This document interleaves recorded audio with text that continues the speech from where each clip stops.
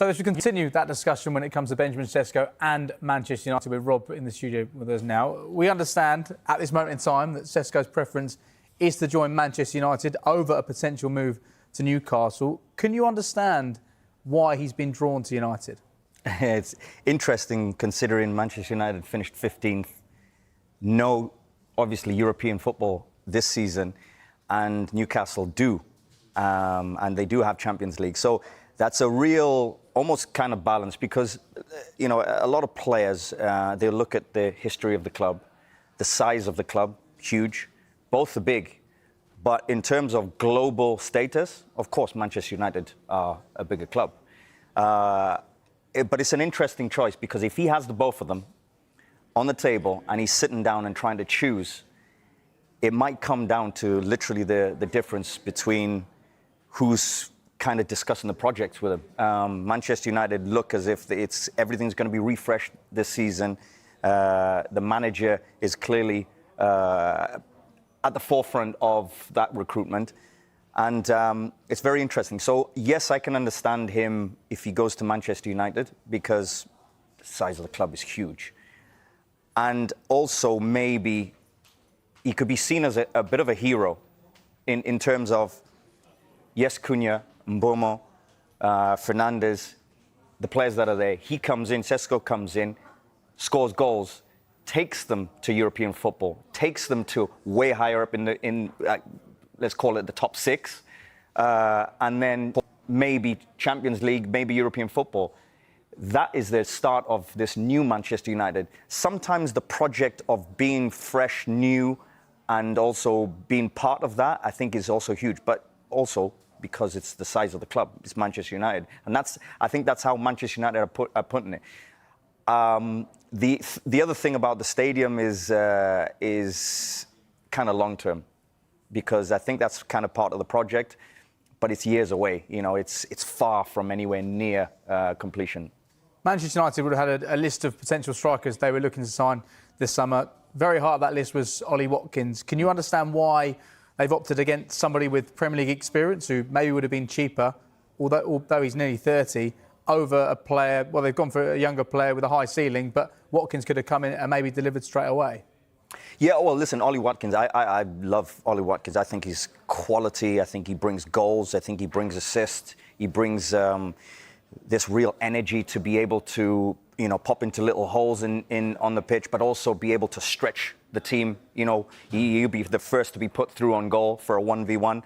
So I think that kind of fits with Manchester United. But I think age kind of goes towards this, you know, because Manchester United will be looking at that and maybe thinking, okay, he's nearly 30. This player's 22. Okay, the next stage, what level are they?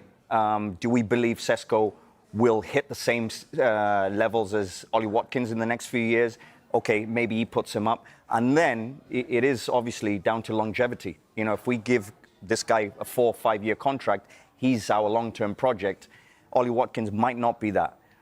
But I would be very surprised if Manchester United haven't looked at Ollie Watkins and at least had the conversation and at least had the discussion of, would you be interested? Because let's rewind back 6 months. There was the discussion of Ollie Watkins going to Arsenal, and he was very interested. So I would assume Ollie Watkins would also be very interested in Manchester United, but maybe it just doesn't fit right now, and that's why. But I think Cesco is a very, very good option. You know, when I look at him and I look at what he can bring to Manchester United, and also bring to Mbeumo, Fernandes, Cunha. He's very different to those. You know, he's much more of a goal scorer in terms of in that way, but also I think they kind of look at him as this long-term project rather than Watkins. That's the main factor. Well, a long-term project was Rasmus Højlund, who came in 2 years ago. Would you have sympathy for him if Benjamin Seško comes in? Because Højlund's had to lead the line for 2 years at a very young age. Clearly, with United not being in Europe next season, there's going to be limited minutes for him if Cesco does come in. What is Højlund? 22? 22. Yeah, 22, going 23. For me, that's not young. I think maybe when he first came in, that first 6 months, 8 months, yeah, okay, he's young, everything's fresh, get used to everything. But after that, to be honest, The bottom line is he's not been good enough, and he's not delivered, and he's had the opportunities because, you know, who else has it been? He's had chances to be in that team. There is moments with Højlund where I've looked at him and I think, that's quality. That's a great finish. And then you don't see it for 10 games. That's a big problem. Didn't score enough goals last season. And Manchester United, right now, they're looking at players, and they've had, 8 months or so to look at the players that are currently there and say, are these the players that take us forward?